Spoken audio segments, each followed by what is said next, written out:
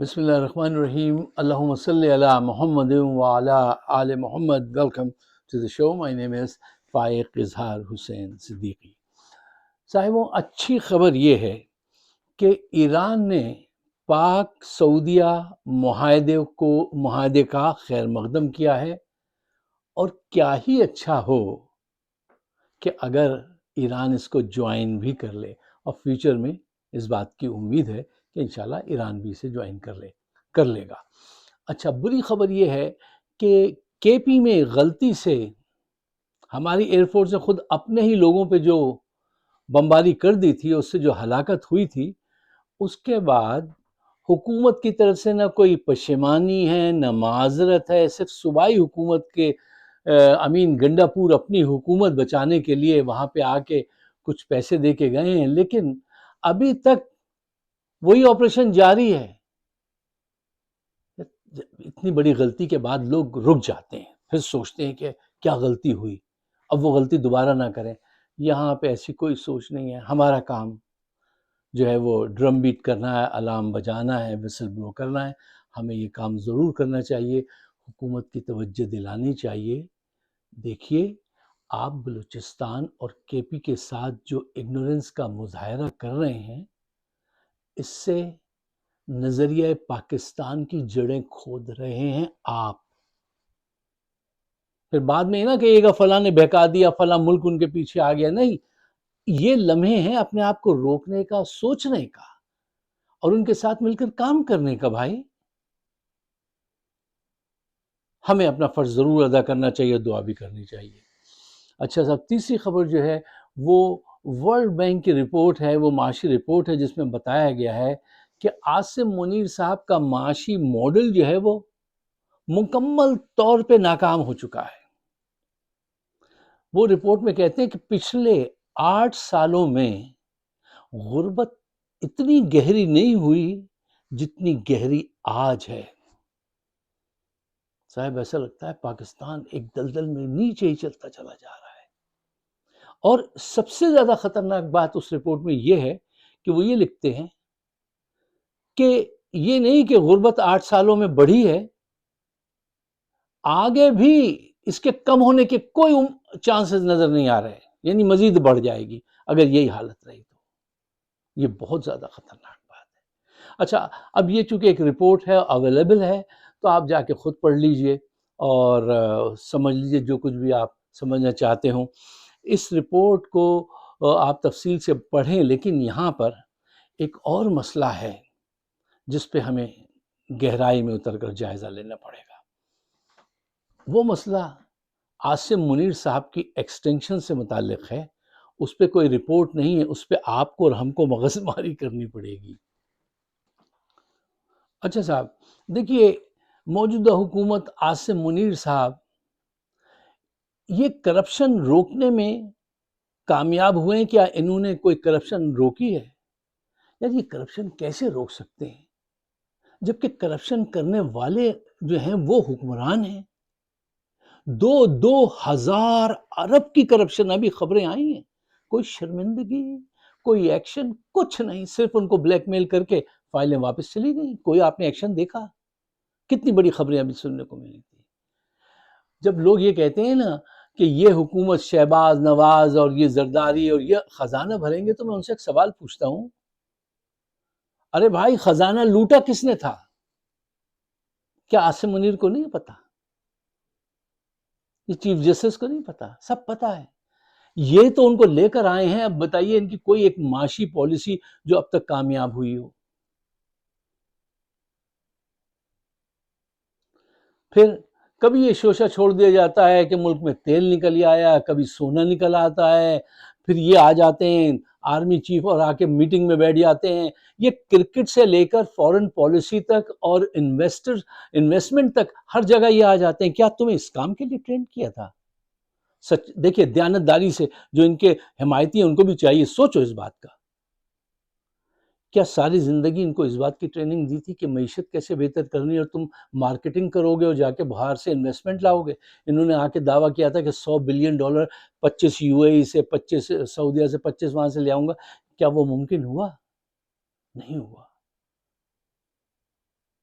اب اگر وہ ممکن ہو جائے، سعودیہ کو اپنی پڑی ہے، اسرائیل سے بچنا ہے، بادشاہت کو مضبوط بنانا ہے، وہ مسلمانوں کی حمایت کے لیے اس نے آپ سے فوج نہیں مانگی ہے، اس نے اپنی جان بچانے کے لیے، اس کو مسلمانوں سے کوئی غرض نہیں، آپ سے بھی کوئی غرض نہیں اسے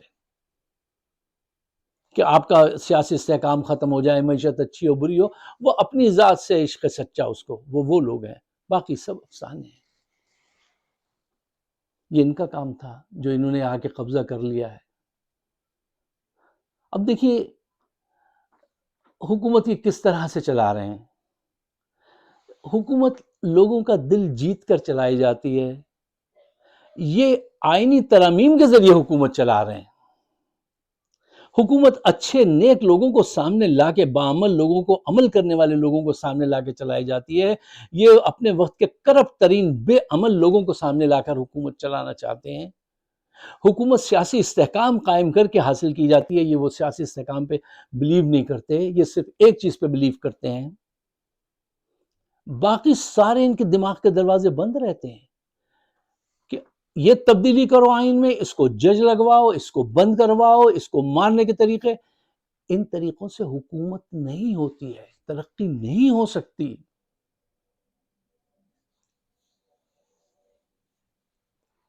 بہت ضروری ہو گیا ہے کہ یہ حکومت بھی فارغ ہو، اور ایک موقع آپ کے ہاتھ آیا ہے، وہ یہ آیا ہے کہ عاصم منیر صاحب سے جان چھڑا لی جائے۔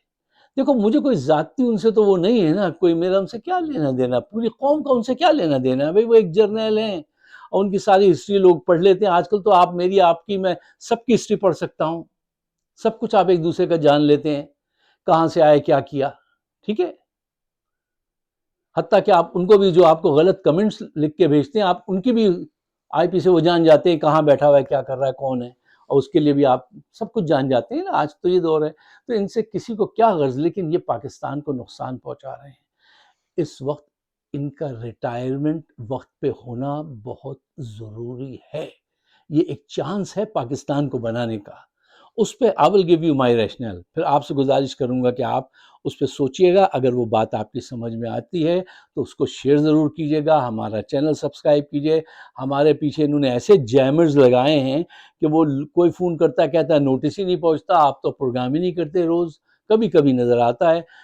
طرح طرح کے طریقے انہوں نے، وہ 40 ارب روپے جو خرچ کیے ہیں اس کی قوت نظر آتی ہے مجھے تو۔ لوگ کہتے ہیں کہیں آواز نہیں ہے، کہیں ہے کہیں نہیں ہے، تو براہ مہربانی اس کو شیئر ضرور کیجئے گا۔ اچھا صاحب، تو میں آپ سے کہہ رہا تھا کہ میں عاصم منیر صاحب کی وقت پہ ریٹائرمنٹ کے حق میں کیوں ہوں۔ دیکھیے یہ ایک اچھا فیصلہ ہوگا، اچھا فیصلہ اچھے رزلٹ، برا فیصلہ برے رزلٹ، یہ سیدھی سی بات ہے۔ میں سمجھتا ہوں کہ ان کی وقت پہ ریٹائرمنٹ سے پوری فوج میں چہروں پر رونق آ جائے گی، روشنی آ جائے گی، اور جذبوں میں حرارت بڑھ جائے گی۔ یہ بات اتنی نہیں ہے کہ ایک آدمی کی وجہ سے یہ سب کچھ ہو جائے گا۔ جی ہاں، ایک آدمی کے وقت پہ ریٹائرمنٹ لینے سے فوج کے آخری سپاہی تک پر اثر پڑتا ہے۔ آپ کو اس باتوں کی خبر نہیں ہے؟ اگر غور سے دیکھیں گے تو یہ سب باتیں سمجھ میں آئیں گی کہ وقت پہ ریٹائرمنٹ لینا کیوں اتنا ضروری ہے۔ اس پہ 40 منٹ چاہیے تفصیل سے سمجھانے کے لیے، جو نہ آپ کے پاس ہیں نہ میں افورڈ کر سکتا ہوں۔ تو میں نے کیا کیا ہے کہ میں پہلے لکھتا تو بہت کچھ ہوں، لیکن بعد میں کاٹ کے میں اس کو پوائنٹس کی شکل میں 4 پوائنٹس آپ کو دے دیتا ہوں۔ اگر آپ کی سمجھ میں آئیں تو آپ اس کو پاکستان کی بہتری کے لیے، جو میرا مقصد ہے، جو آپ کا بھی اگر مقصد ہے، تو شیئر ضرور کیجئے گا، ہمارا چینل بھی سبسکرائب کیجئے گا۔ پوائنٹ نمبر 1، دیکھیے ایکسٹینشن جو ہوتی ہے وہ ملٹری میں ڈسپلن کی خلاف ورزی ہے۔ اب یہ کہیں گے نہیں صاحب وہ تو آئین میں لکھا ہے کہ وہ ایکسٹینشن لے سکتا ہے۔ آئین کو تم مانتے کب ہو؟ آئین کو تو تم رون دیتے ہو، اور کس کو نہیں پتا ہے تم سیاسی مینیپولیشن کے ذریعے آئے ہو، اور پچھلے نے یہ روایت قائم کی تھی، اس روایت کو اب ختم ہونا چاہیے۔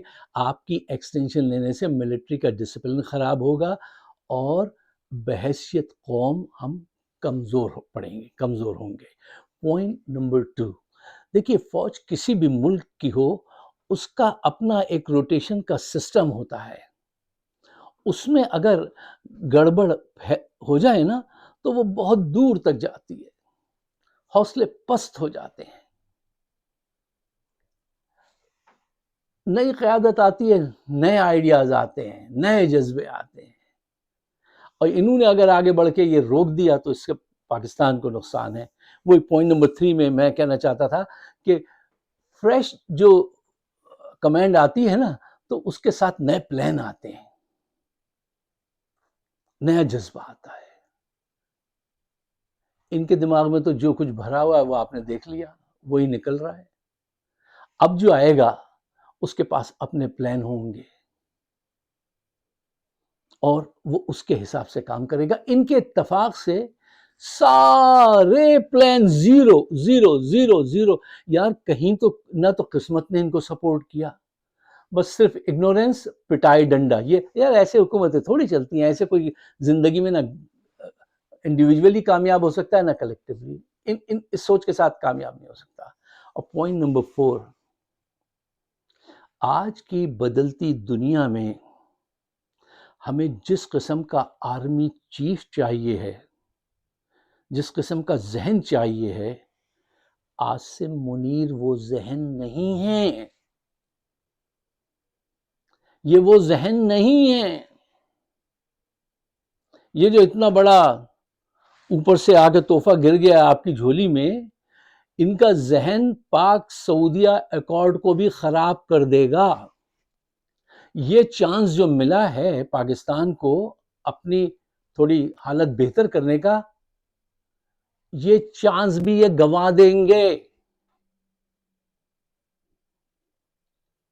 یہ وہ دماغ نہیں ہے، یہ سولوشن اورینٹڈ تھنکنگ نہیں ہے، یہ اگنورینس کو بلیسنگ سمجھنے والے، ڈنڈا استعمال کرنے والے دماغ ہے ان کا.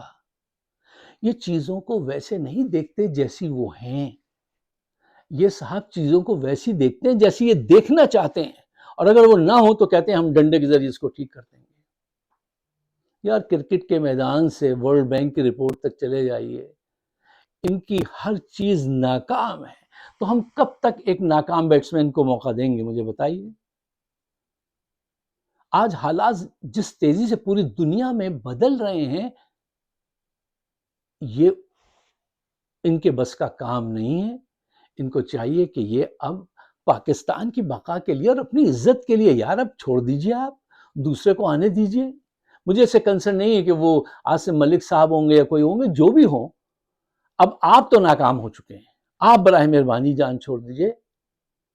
کیوں 3 سال سے ملک وہیں پہ روکا ہوا ہے اور جی ڈی پی گر رہا ہے، غربت بڑھ رہی ہے، مسائل بڑھ رہے ہیں. اب ایک موقع ملا ہے سعودیہ کے ساتھ کام کر کے کچھ معاشی حالت بہتر کر لیں تو آپ جیسا دماغ اس کو بھی ٹھکانے لگا دے گا. اس بات کا بہت خوف ہے. کیوں ایسا خوف کیوں ہے؟ ان کی رپورٹ پاس کی دیکھ لیجئے، ان کے کارنامے دیکھ لیجئے، کہیں پہ بھی کامیابی نہیں، نہ بیانیہ. ایسے ہی وہ جھوٹے سچے جو صحافی ہیں ان کو خرید کے اپنی بات پہنچوا دیتے ہیں. اگر آپ میرے خیالات سے اتفاق کرتے ہیں تو میرے آپ کے لیے نہیں، پاکستان کے بہتر مستقبل کے لیے اس کو شیئر کیجیے گا. مجھے اپنے خیالات سے نوازیے گا. آپ سب کا بہت بہت شکریہ.